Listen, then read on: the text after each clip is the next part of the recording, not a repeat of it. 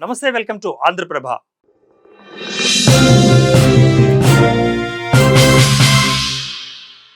ఒక దుర్ఘటన, ఒక విపత్తు ఎక్కడ జరిగినా ఆ వార్త చూడగానే ఒక క్షణం మనల్ని నిర్ఘంతపరుస్తుంది, నివ్వెరపోయేలా చేస్తుంది. చేష్టలుడిగి చూశాక కాస్త తేరుకుంటాం. అందులో బలైపోయిన వారి గురించి ఆరా తీస్తాం. మనవాళ్ళు, వాళ్ళు ఎవరైనా ఉన్నారా అని ఆరా తీస్తాం. ఆ తర్వాత అంతా మామూలే. ఆ ఘటనను జ్ఞాపకంగా మిగుల్చుతుంది కాలం. మన దైనందిన జీవితం కాలచక్రంలో పడి తిరుగుతూ పోతూనే ఉంటుంది.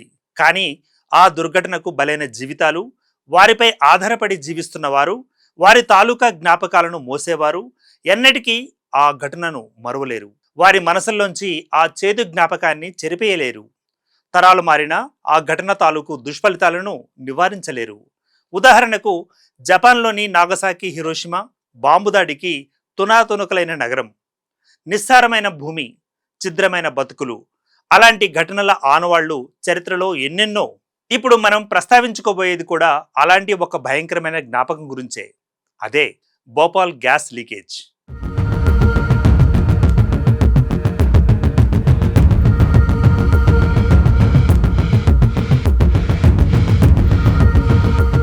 ఇది జరిగి సరిగ్గా 41 ఏళ్ళు. ఇప్పటికీ కళ్ల ముందు కదలాడుతున్నట్టే ఉంది. హాహాకారాలు హోరుతిస్తున్నట్టే ఉంది. భోపాల్ గ్యాస్ లీకేజ్ తాలూకు దుష్ఫలితాలను ఆ ప్రాంతం ఇప్పటికీ అనుభవిస్తూనే ఉంది. ఆ భయంకరమైన జ్ఞాపకాలను మోస్తూనే ఉంది. 1984 డిసెంబర్ 2 అర్ధరాత్రి మధ్యప్రదేశ్ రాజధాని భోపాల్లోని యూనియన్ కార్బైడ్ ఫ్యాక్టరీ నుంచి మిథైల్ ఐసోసైనేట్ అనే విషవాయువు లీక్ అయింది. ఆ విషవాయువు పీల్చి ఉక్కిరిబిక్కిరై 5,000 మందికి పైగా మరణించారు. ఇది కేవలం అధికారికంగా లభించిన లెక్క మాత్రమే.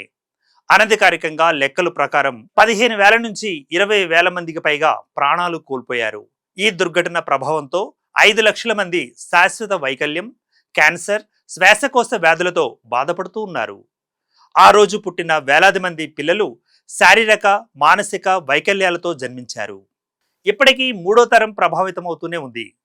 ఆ రాత్రి భోపాల్ నగరం మొత్తం గ్యాస్ ఛాంబర్గా మారింది.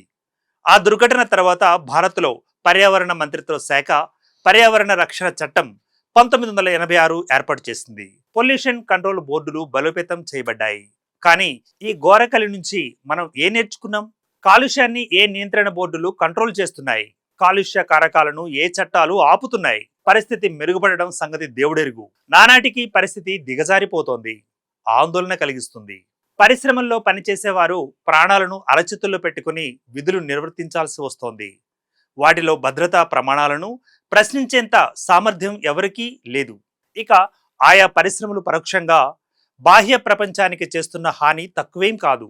ప్రపంచంలోనే అతి కలుషిత నగరంగా మన దేశ రాజధాని ఢిల్లీ రికార్డు సృష్టించింది. పవిత్ర నదులైన గంగా, యమునల్లో 70% పారిశ్రామిక వ్యర్థాలు ఇప్పటికీ కలుస్తూనే ఉన్నాయి. అదే దారిలో మన దేశంలోని చాలా జీవనదులు పారిశ్రామిక కాలుష్య కోరల్లో చిక్కి విలవిల్లాడుతూనే ఉన్నాయి. ఆ జీవనదుల నీరు తాగినా, పుణ్యం కోసం వాటిలో మునిగి పవిత్ర స్నానాలు ఆచరించినా చర్మ వ్యాధులు సోకుతున్నాయి. అటు తర్వాత 2020లో జరిగిన విశాఖ ఎల్జీ పాల్మర్ లీక్ కేసులో 2 ప్రాణాలు కోల్పోగా వందలాది మంది అస్వస్థతకు గురయ్యారు. ఇలా చెప్పుకుంటూ పోతే ఇలాంటి ఘటనలు ఎన్నెన్నో. రోజురోజుకు పెరుగుతున్న ప్లాస్టిక్, రసాయన కాలుష్యం మానవాళిపై సవాల్ విసురుతూనే ఉంది. పరిశ్రమలు గాలిలోకి వదిలే పొగ, వాహనాల నుంచి వెలువడే పొగ గాలి నాణ్యతను క్షీణింపచేస్తున్నాయి. కరోనా సమయంలో ధరించిన మాస్కులు నిరంతరం తప్పనిసరిగా ధరించాల్సిన రోజులొచ్చాయి. కాలుష్య భూతం నుంచి తప్పించుకొని పారిపోవడం సాధ్యం కాదు కనుక నివారించడం ఒకటే మార్గం. అందుకు జనచైతన్యం చాలా అవసరం. మనలో మార్పు అత్యంత అవశ్యం. ఇక మార్పు దిశగా అడుగులేయడం తక్షణ కర్తవ్యం. అందుకు ఏమేం చేయాలో ఒక్కసారి పరిశీలిద్దాం.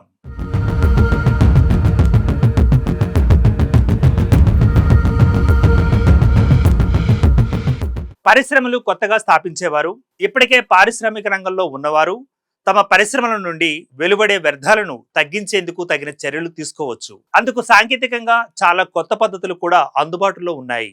అలా అప్డేట్ చేసుకోవడం ద్వారా చాలా వరకు వాయు జల కాలుష్యాలను నివారించవచ్చు. జనాభాకు అనుగుణంగా ఉద్యోగ ఉపాధి అవకాశాలు అవసరమే. ఉద్యోగ ఉపాధి కల్పనలు పరిశ్రమల వల్లనే సాధ్యం. కాలుష్యం కారణంగా పరిశ్రమలను మూసివేస్తే వందలాది మంది ఉద్యోగులు రోడ్డున పడే అవకాశం ఉంది. వారి మీద ఆధారపడ్డ కుటుంబాలు నిరాశ్రయులవుతారు. కనుక కాలుష్యాన్ని నివారించడంలో పరిశ్రమల యజమానులు చొరవ తీసుకొని తమ పరిశ్రమలను అప్డేట్ చేసుకుంటే ప్రజల ప్రాణాలను కాపాడిన వారు అవుతారు, పర్యావరణానికి మేలు చేసిన వారు అవుతారు. ప్లాస్టిక్ ను తగ్గిద్దాం. కనీసం వారంలో 1-2 రోజుల పాటు క్లాత్ బ్యాగ్ వాడుదాం. వాహనాలను తక్కువగా వాడుదాం. కార్ పూలింగ్ లేదా ప్రజా రవాణాని ఉపయోగించుకుందాం. ఎక్కడ అవకాశం ఉంటే అక్కడ మొక్కలను నాటుదాం. ఒక్క మొక్క కూడా గొప్ప మార్పును తీసుకొస్తుంది. భవిష్యత్తులో పర్యావరణాన్ని కాపాడుతుంది. పిల్లలకు కాలుష్యం ఎక్కడి నుంచి ఉత్పన్నం అవుతుందో వివరిద్దాం.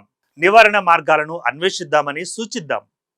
కాలుష్యాన్ని ఉత్పన్నం చేస్తూ ప్రజల ప్రాణాలతో చెలగాటమాడుతున్న పరిశ్రమలపై కఠిన చర్యలు తీసుకునేలా, ప్రభుత్వాలపై ఒత్తిడి తీసుకొచ్చేలా సోషల్ మీడియాలో చర్చలు చేద్దాం. అవగాహన, ఆలోచనలను రేకెత్తిద్దాం. భోపాల్ దుర్ఘటన అది మన భవిష్యత్తుకు ఒక హెచ్చరిక. 41 ఏళ్ల క్రితం జరిగిన ఆ విషాదం మళ్ళీ జరగకూడదంటే ఈ రోజు నుంచి మనం మారాలి. శుభ్రమైన గాలి, నీరు, భూమి కోసం కలిసి పోరాడదాం. రాబోయే తరాలను రక్షించుకుందాం. Keep watching Andhraprabha.